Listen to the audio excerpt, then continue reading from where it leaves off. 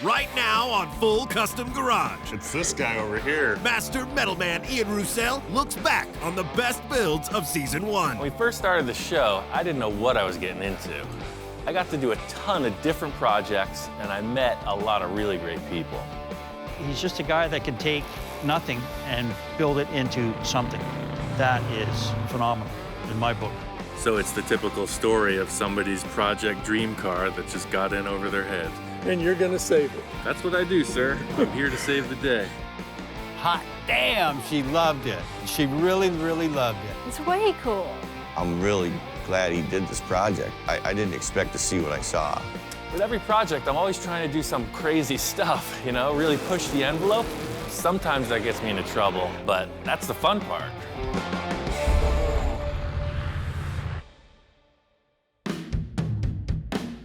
One of the first projects I did was for my friend Bill. We took his 1948 International truck cab and we put it on a modern roll-off chassis. Not the easiest thing to do, a lot of heavy metal. The truck needed to be wider to fit on the frame, so I started with the front fenders.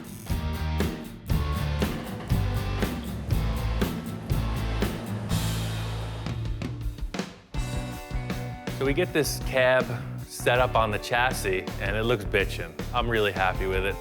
Bill's big concern is getting access to this engine. He really likes the idea of the old school trapdoor style hood. I think we should just go bigger. The whole plan here is the nose of the truck, the hood, the side panels, the fenders, the bumper, the lights, the kitchen sink. The whole deal slides forward and gets out of your way. You want to check the oil? There's nothing stopping you. I helped out on a build of a really cool truck, showed Bill a bunch of pictures of it, and I think we could use the same formula for this, just upsize everything. We need to get this so that it's a sliding mechanism. I'm thinking like trailer hitch stock. It's like, see how you got these two square telescopic tubes? Oh. If we just had some generic material. You know, I have some tube down there on the pipe rack that I want you to take a look at that might work for that. That's the stuff, man. So my idea for the sliding tilt nose, I got this trailer hitch receiver stock, and he has the interior section for that. See, it's different than the standard stuff because it's got rounded edges. So it slides on there pretty nice. I thought I'd take the rust off, but that seems like it acts as sort of a bearing.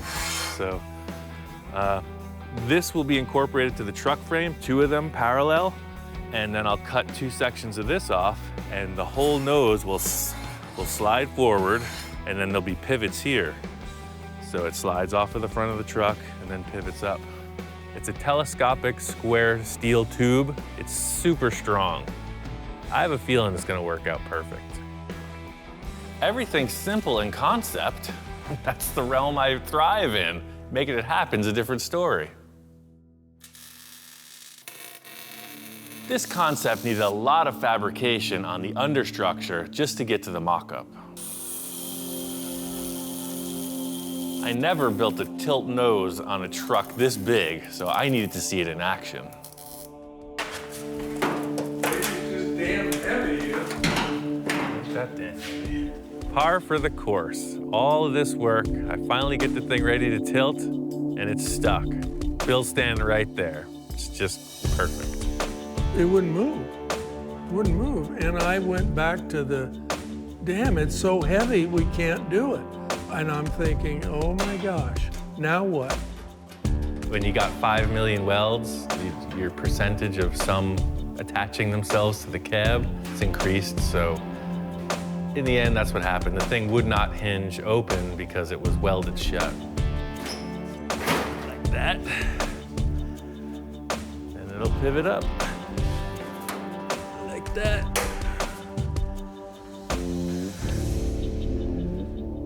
There it is. You got a tilt nose. It is just awesome. Really cool. Everything I hoped it would be. I was going for the KO, but I hung in there. I was bobbing, I was weaving, ducking, pulled it off. A lot of blood, sweat, and tears by that young man right there. In the end, the truck worked out great. The thing I like most about it is the front view. Obviously, we know the fenders are widened, but you don't think that when you look at it. You just think, what a frickin' big truck. There's not one thing I would change on this truck. I love everything about it. A lot of that is due to Ian and his persistence and his fabrication. It's a multi-functioning truck. It'll function as a flatbed truck, a dump truck, a van, does everything. Bill's truck turned out to be one of my favorite builds. The biggest satisfaction comes from the fact that it's a real working vehicle, and that's cool. Another project I did was a super custom 1964 Bug. It was based off a toy car someone gave me. One of the coolest custom pieces was the headlights and mounting brackets. These headlights are pretty crazy. They're actually pieces of spun aluminum that I found in the scrapyard. So I really made this whole unit. I had some glass lenses and I made everything else. They're seal beam bulbs that I glued in behind these antique lenses. So they're 12-volt high-low beams. They look like vintage car parts, but they're handmade. Really badass. The other cool feature is the way they mount on the car. So it's a round tube, so they're adjustable up and down. You can move them in and out because you'll see when you steer, it's very close, like so. And when the hood shuts, these strange little shapes clear the hood. You could really see the difference when we pulled it next to a stock Bug. I really loved the stance and the radically chopped roofline. The thing I like most about the chop in the roof is just the radical nose-down look of the whole thing. At first, I was building the car for myself, but I listed it for sale, and that's how I met Mark. He became a good friend and a long-term client. Wow. That's crazy. Just crazy, man. My name is Mark Hayward. I'm from a little town outside of Vancouver, British Columbia, Canada. Thought we'd come all the way down to California and meet Ian and pick up that beautiful little gem we got sitting over there. Oh, man. But I fit. You're about 6'2", right? Yeah. Oh, yeah. This is gonna be all right, man. So this car here, I mean, I basically bought it sight unseen. It was just spur of the moment type of thing. Like you say, we corresponded on email, and he said, well, maybe you're interested in this Volkswagen I got. I mean, how could you not? Just taking one look at that thing. It's phenomenal. Not only did Mark buy the Bug, but he brought another project for me to work on. Oh, yeah, I got something for you. I brought you something. Okay, I heard that there was a little treasure in the trailer. I got a little treasure in the trailer, all the way down from the frozen north. Whoa, what the heck is that thing? That's a 51 Henry J. Holy moly. Yeah. I don't think I've ever seen one. That's crazy, and it has no trunk. What kind of car doesn't have a trunk? We have lots of projects, both Viv and I, and I'll never get to them all, so it's like, okay, let's give one to Ian and see what he comes up with. And if it's anything like that Volkswagen over there, we're gonna get a pretty nice hot rod out of this.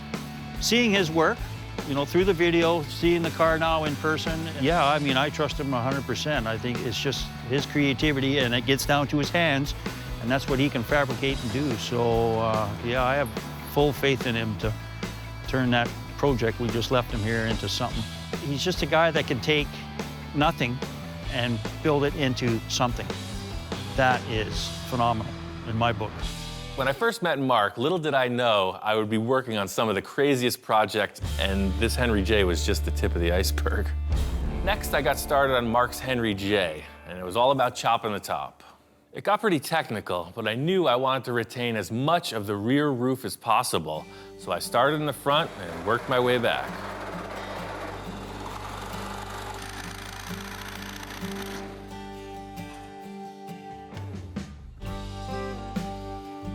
I got the A-pillars all finished off. I'm committing to this chop.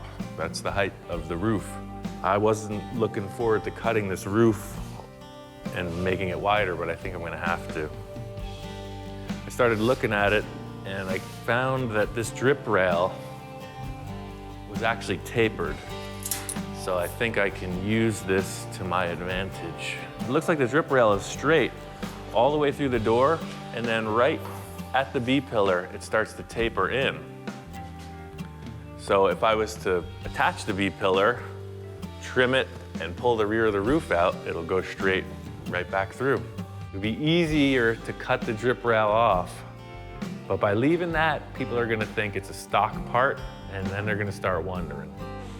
So that's what I gotta do, cut the whole roof, lengthwise, back to front. I thought this chop was gonna be a walk in the park. I told the client it was gonna be like the VW Bug I made for him, and that was easy. Oops. You never know what you're gonna get into. The only way through it is to keep moving forward.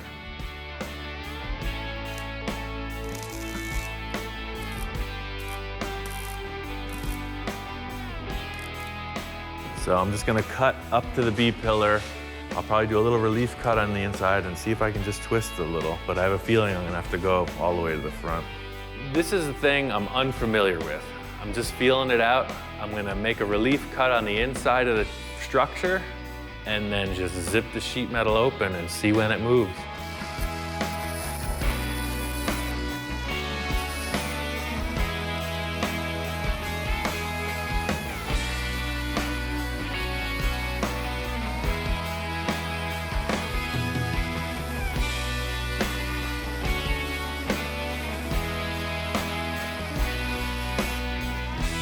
This is really delicate because in pulling this panel out, it could buckle the drip rail, and I'm really trying to make it look right. That's the hard part. It's gonna work. I don't even have to cut ahead of the B-pillar. I just put a trim on the back side of that structure, and this guy will pull right over. I really lucked out. Made a couple cuts, I pulled the thing, and it snapped into place like it was meant to be. Yep, that's why I get paid the big money. Pretty cool. The thing is, it looks easy because I just cut it, but I've cut a lot of cars. I know how these panels flex, and that's why I made this decision.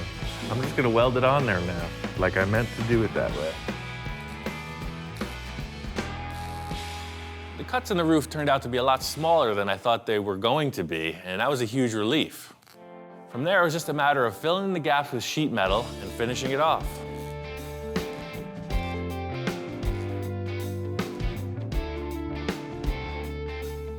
This kind of work is really tedious, but it's the end results that really show what the effort was from the start. I think the end result with this chop was that it's very subtle. Could have gone really radical. It looks good from every angle, and that's what I was really trying to accomplish.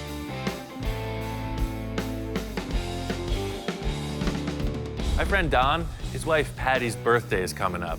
He wants to get her something really cool. Her family has a long history with dune buggies, so he's thinking about putting together one for her. It's going to be a total surprise for her. Growing up, her dad had a Myers-Manx when they first came out, and my wife had a lot of good memories with that dune buggy out at Pismo and some of the desert areas with that. Don is a car fanatic. His wife is a little more conservative. She's always wondering what he's doing over here. He's got 6 million cars. I think that this dune buggy might seal the deal. It might win her over to our side. It's just going to be epitome of driving around in something cool, you know, especially done by Ian, because he's so creative. Ever since I started this project, I've been thinking about the engine. Searching around at Don's, as usual, he's got so much stuff.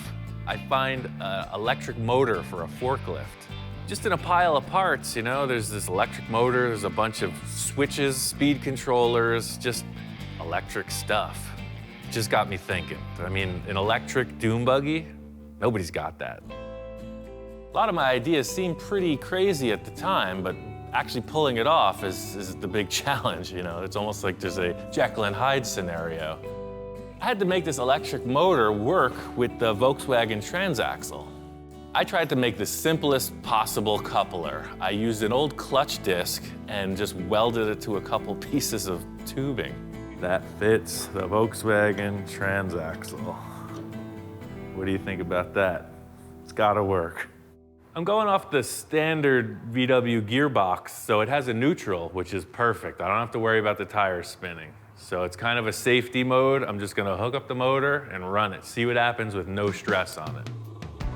It's such a bummer. It seems like anything that can go wrong will. This electric motor spins the reverse of what a Volkswagen engine does. That means we have 4 reverse gears and 1 forward gear. It's in reverse now, which will make it go forward. It's something I need to figure out. Yeah, there it is. I'm not gonna get caught up in the fact that reverse is forward.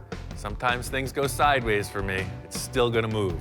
First gear is here, and then second gear.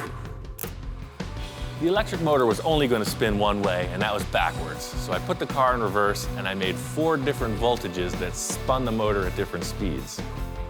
And then with 4 batteries, you'll have 4 gears. Should go 1,000 miles an hour. I finished it up, painted it, and took it for a quick test run before I showed Patty.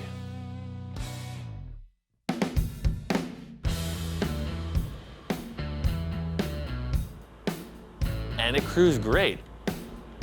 I think it came out pretty cool. I couldn't wait to bring it to Patty and see her reaction. And here is your birthday present. Oh, I like the red. Hot damn, she loved it. She really, really loved it. It's way cool. I like that it's sparkly, and I like the red. The pinstripes and everything on it is really cool, draws a lot of attention. It's way cool, I like it. I think my favorite thing that Ian did with the car is going electric with it. I think that is just way cool, and it shows how talented he is. It's really cool to drive. It's a lot of fun. I love it! The cool factor about this whole build was that Patty's family was into dune buggies. I mean, for years, like old school when the thing first happened. So to restore this original survivor and give it back to her, it's like it came full circle.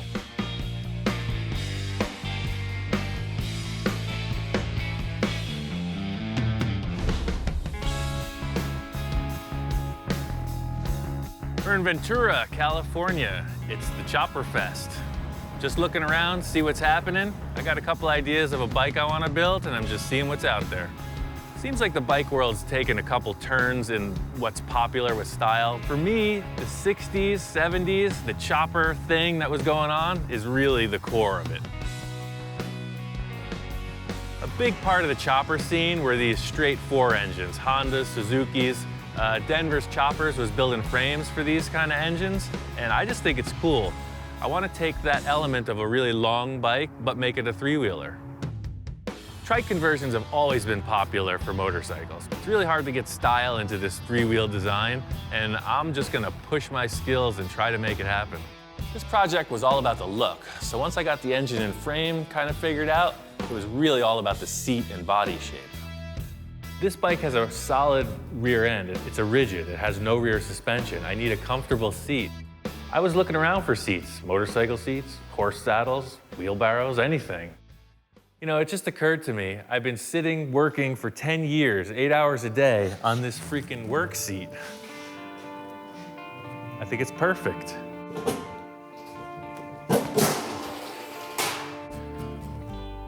I want the seat to be right on the axle. As soon as I put it in place, I was like, wow, it's low back, really wide. It's perfect. With the seat in place, I wanted to start building the fenders. Here is an improvised arch maker. I need to create a radius around those tires. There's a lot of ways to bend tubing. Sometimes I just do it primitive. It works for me.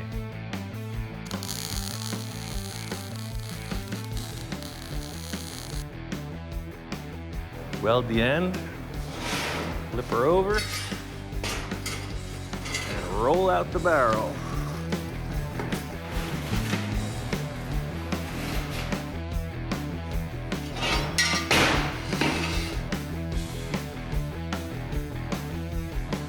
This rim made the ring too small, so I'm just gonna stretch it out on this tire. It's always easier to open the arch up than to try to shrink it down. So the idea here is to get this to be about just a ½ or an inch off of the surface all the way around the tire, kind of like here. So all you do is just start to beat on it.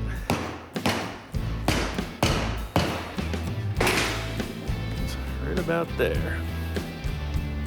This puts an even ½ perimeter all the way around.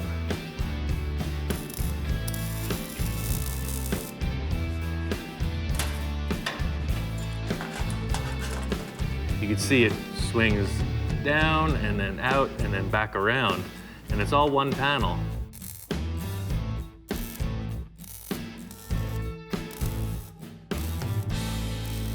In the end, I'm gonna paint these fenders so they look like some kind of a carnival freak show. I want it to look like you're locked in on some kind of a wild ride.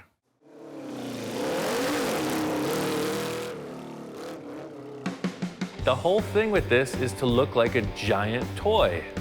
It looks like a big wheel.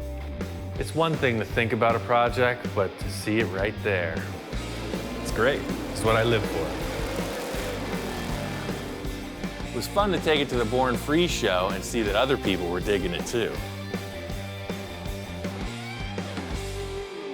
Hot rods are a purely American thing. They started with early Fords mostly, 20s and 30s Fords. As I understand, GIs came home from World War II, and they wanted to go fast. These were made from cheap cars that were just sitting around, just waiting to be hot rodded. These cars are really desirable. They're making fiberglass reproductions, all steel reproductions, so to find an original surviving all-metal body, that's the best starting point. Ian and I have been friends for a while. We've worked on several projects together. He gets excited coming over here to see all the projects that I have. I like things a little more simple, and Ian's way more creative. This is like ideal hot rod material. It's a little bit too far gone if you needed to restore it. All the mechanical parts are junk, but for a hot rod, this body is really good. One of the more unique things of this build was the roof. Every Model A has a hole in the roof. Can't get around it. One of the cool factors is it really gives you an opportunity to kind of make your mark. I've been looking around all over, trying to figure out what's gonna be cool. Don's got a bunch of van roofs, he's got car hoods, car trunks, all kinds of stuff. Looking around, I come up on this Mustang hood, and it's pretty thrashed. This is a '69 Mustang hood. The car got wrecked. I cut it out about the same size as the roof opening in the Model A. It's got a neat crease down the center, and it's worthless as a replacement hood.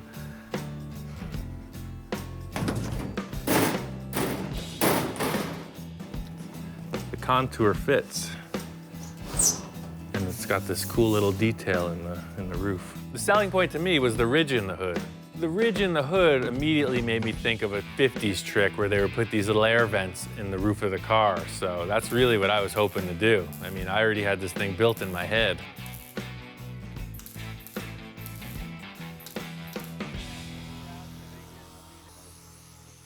When Ian was gone, I went ahead and I got some LED lights. In my absence, the hood scoop, this great styling element, has become a third brake light. Very interesting. I like the practicality of the safety part of it because the car sits fairly low, that I think that's going to work out really good. He wired some wires up through the body, and he put these LEDs inside. In the end, it's all about craftsmanship. You know, that is a very custom third brake light. Oh, look at that. Boy, somebody will see me for miles away. Perfect. At the end of the day, Don was really happy. He's got a cool hot rod, and he loves to drive it.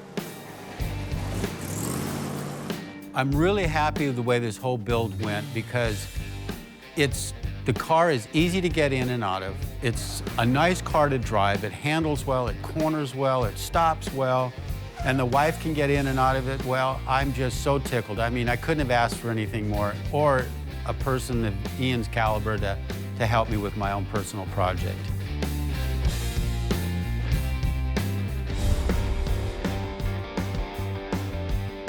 The whole thing about 50s customs is the style, the flow of it, the silhouette. It's really an artistic thing. What most people are trying to do with these cars is make them look better than stock. Everybody has their opinion, and that's why no two cars are alike. My friend Bill had a 55 four-door Oldsmobile. The initial idea was to freshen it up a little bit, but of course, as things went along, it got a lot more involved. First, I chopped the top, and Bill really liked it. Seeing the roof 3 inches lower, I know I nailed it. But standing around looking at it, it just needs something else. I've already gone this far with the chop. It's a great looking car. I think its value has increased. If I go for two-door conversion with the chop top, this thing is solid gold. Ian now wants to turn this into a two-door. I really don't want this to turn into a big, huge project. I said to him, if you can do it in one day, great.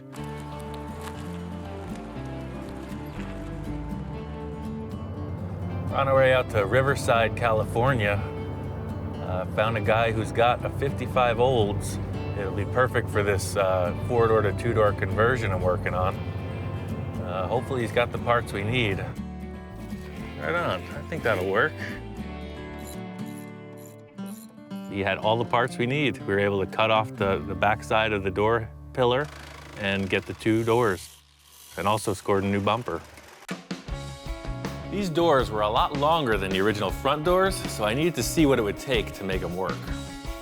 Four-door to two-door conversion, it ain't easy, but I gotta do it like right now. I just gotta prove to Bill that this is gonna work. Fortunately, I got the door jamb from the parts car that matches these doors. I know some of the dimensions are a little bit different, but I think I can pull it off. A couple bolts and the door fit. If this door didn't fit, I think we're going back to a four-door. I just assumed it would fit, and we lucked out.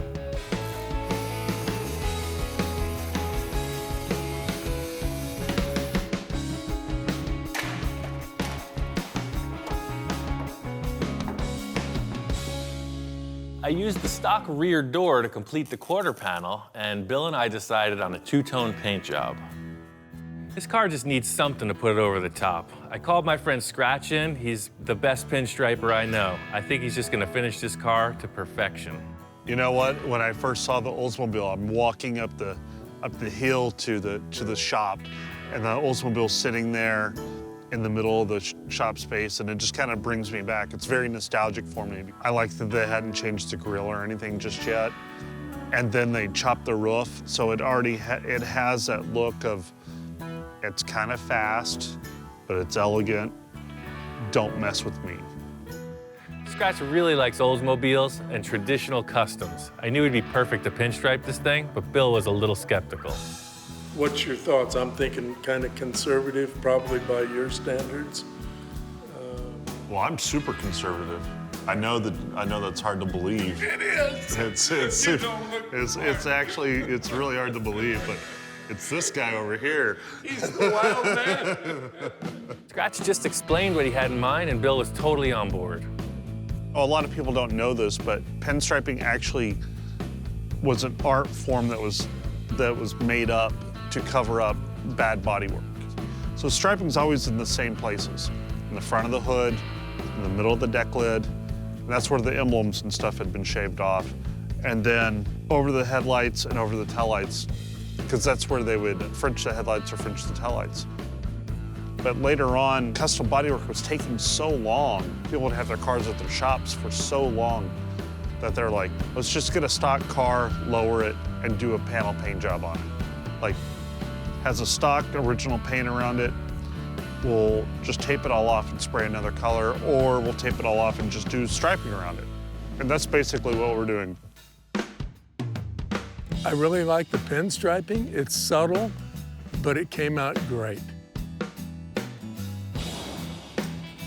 Got the car finished up and on the road, and Bill was super happy. You know, with Ian, every time I get him on board, none of these projects are simple. This was a huge, big undertaking. This thing was really rough, and he did a marvelous job on it. Just take a look at it. He really walked the last mile on it. I love the way this Oldsmobile looked when it was finished. It was pretty classy, nothing too crazy. Always cool to see a nice old car on the road. This next project was one of my own. It's a 1949 International Harvester Metro van. It's a delivery truck that I put on a modern pickup truck chassis. This episode was all about the interior. I've done a whole ton of work on this van, but for any cool custom van, it's all about the interior. And if you want to have a party in here, this stuff ain't gonna fly. I gotta fix it. The thing I like most about this, it's just funky. You don't see them. I've had VW buses since I was 15. I've always loved them, and this is like a big brother to a VW bus. It's like the next bigger size. It's able to tow. It has a good V6 engine with a manual transmission. It's the same idea as the VW bus, but rarer and cooler. My whole concept with this is like a dual-purpose vehicle. During the week, it's a work truck, and on the weekends, it's a play vehicle. I want it to be able to convert from work truck to camper pretty easily. I called my friend Bob to give me a hand. Ian's working on a project, and he said he could use my help, and so I thought he'd come out and work with him again. Every time I get the opportunity, I'd love to come out. This is the start of the rear deck. The whole idea is these panels are gonna fold up and become the walls of the van when you're in work mode. And then if you go camping or whatever, this is actually a big mat. It's a big bed you could sleep on. I'm gonna work on fabbing up the structure out of angle iron. I came up with some material that could act as hinges, so Bob's gonna build the hinges and I'm gonna build a frame. This is a really simple barrel hinge design. It's just a solid shaft that fits inside of a collar. Bob's just cutting a bunch of blank pieces and making sure they pivot right. Since we're fabricators and body men, we don't like to go to the store and buy hinges when we can make them.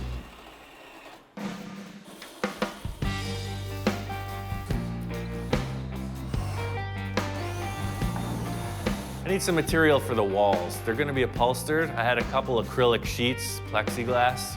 It'll work perfect. You could use pretty much anything. It's gonna be covered with vinyl in the end. I just cut it to fit and put a couple screws in it. What do you think, man? You need a couple bean bags, a few bongos. Cooler, full of ice cold beverages. I really thought about how this was gonna work, and I decided by butting this frame up against the door jambs, when I lifted them up, they were gonna clip into place, and it worked. I'm really enthused about getting to work on it, and I'm really glad he did this project, for himself. It's something really, really nice. The van's together. I got the airbags in, it's a driver.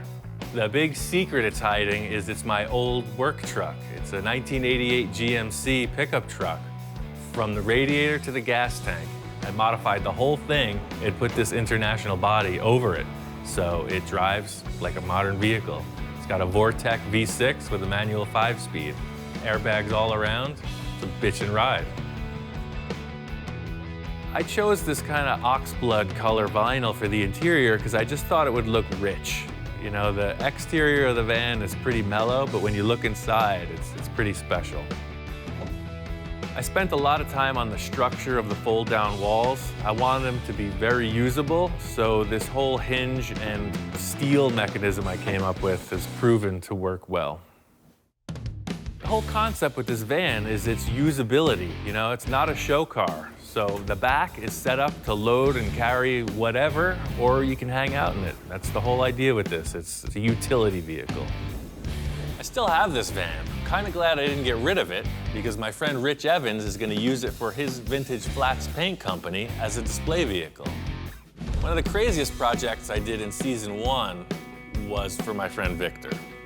He wanted to make a custom bubble top for his 1962 Thunderbird. I'd never done it before, and creating a bubble that big turned out to be really difficult. In order to do it, I needed to build a massive oven in order to heat the plastic. Big challenge trying to figure out how to heat this thing up. I'm just hitting walls with it. I'm talking with Victor about it. And he said, well, we need some igniters or elements. I said, I got some perfect elements. Let me just finish cooking my steaks. I guess his family barbecues a lot. They have big family events. go on vacation. They do a lot of motorhome camping, and they got these 2 huge commercial barbecue grills, and he thinks that it's gonna make it happen. Victor and I share a lot of the same characteristics. I think this barbecue thing might just be too much. He's convinced it's gonna work. All I have to do is prove it. Each grill has 2 propane tanks, so we'll have 4 5-gallon propane tanks, which should be plenty of capacity. As long as these guys get that volume of air warmed up, it should work. All you can do is try. We're either gonna have the right amount of heat or not enough. We'll see. They make some heat. Let's put the lid on. In keeping with the low-tech approach, I've got some plumbing pipe, a simple gauge, and some air fittings. The idea is to just create a controlled air source to inflate this thing. Target temperature for this is 375 degrees to get the plastic that hot.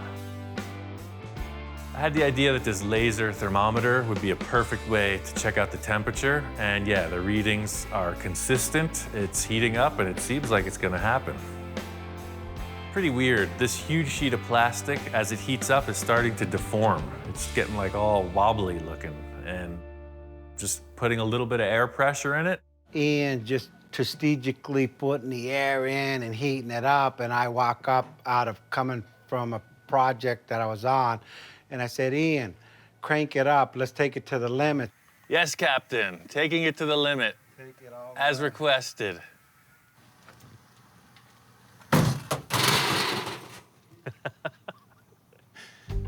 That didn't work. Shut her down. I turned my head for a second, and it was like, what was that? Within 2 minutes, the thing started tweaking and blowing, and I could see the look on Ian's face, like, what the hell did you make me do now? Shut everything off, it's gonna melt the plastic real bad. I quick turn around, peeking in the hole, I can't even see what's going on. I'm seeing sheet metal. I don't know what's going on because the whole thing appears to have collapsed. The whole thing's collapsing. I don't know what to do. I stuck my arm back in the oven to hold the thing up and kind of get a look, and it's just destroyed. We gotta lift the lid up and see what went wrong.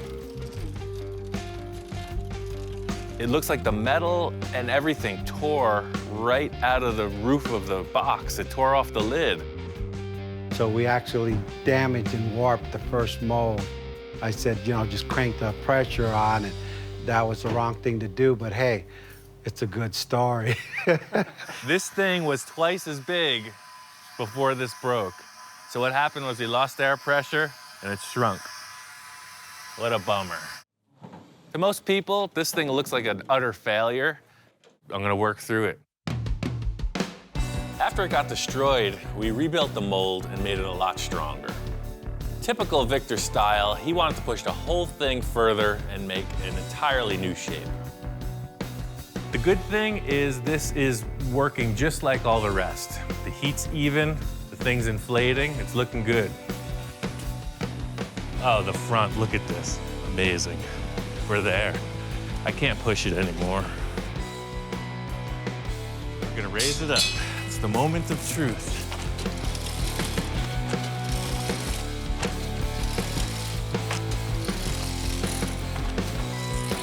Oh, we got it, man. Look at that. Yeah, see, that's what I was looking for. Everything looks great. It's back into shape. The whole idea is to just cool it off, raise it up out of the box, and unclamp this beast. I took this 1/2-inch MDF board and created a series of templates off of the bubble Victor liked most.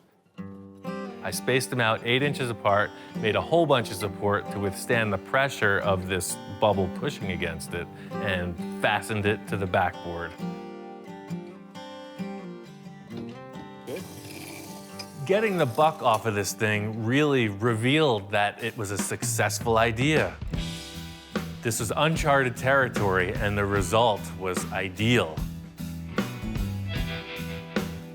That's pretty crazy. But the real tell is going to be how it fits on the car. That's what this is all about.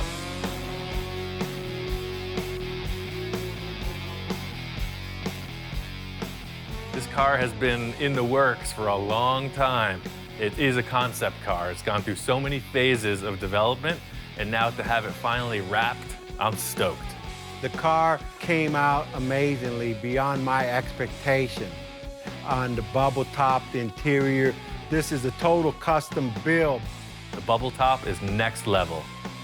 The car is, like I said, a piece of art. I mean, the car is a masterpiece. I saw Victor pull in the driveway with this thing. I was like, get out of the way, mister. I want this car. Well, Ian, when he came in and seen it, all of the ideas all came together, and he was impressed. The thing drives up and it looks like a spaceship. I wish it didn't have tires. You open the bubble top and the interior is just going off. There's all kinds of crazy stuff going on in there. I'm ecstatic, he's ecstatic with it. Everything flows just perfect. The first season was a ton of work, but I'm used to that. The thing was the great unknown. We just threw it out there to whatever might come in the door, and it really was a great time.